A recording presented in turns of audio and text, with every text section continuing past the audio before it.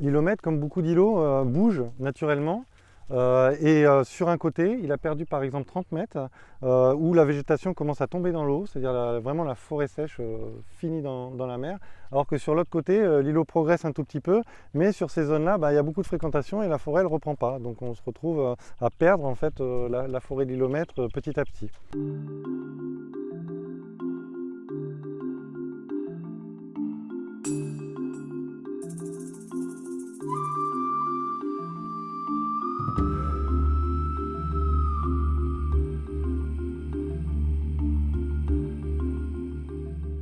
Alors aujourd'hui, on est sur une opération sur un îlot.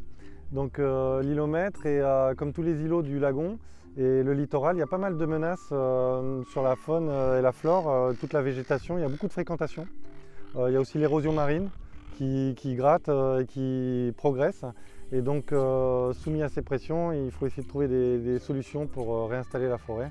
La forêt des îlots, elle sert déjà à retenir un peu le sable et puis elle abrite également les espèces animales, les oiseaux marins qui y nichent, etc. On peut s'attendre à ce que le niveau de la mer monte encore et de plus en plus rapidement et agresse de plus en plus ces îlots et cette forêt littorale qui va petit à petit régresser, disparaître, se déplacer et il faut essayer d'accompagner ce mouvement en donnant un petit boost avec différentes techniques.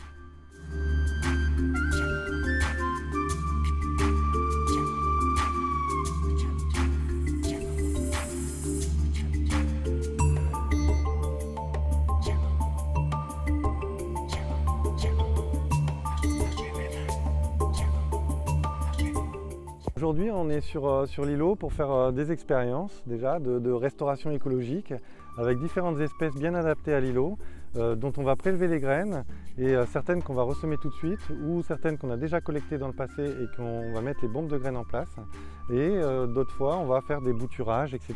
Donc on essaye des choses qui ne sont pas classiques et là-dessus on va suivre très précisément ce qui se passe pour voir quels sont les taux de réussite de ces nouvelles méthodes. D'habitude, la difficulté quand on vient avec une plante en pot sur un îlot et qu'on la pose, c'est qu'elle est soumise à la sécheresse, à des milieux qui retiennent très peu l'eau et donc souvent ça ne prend pas.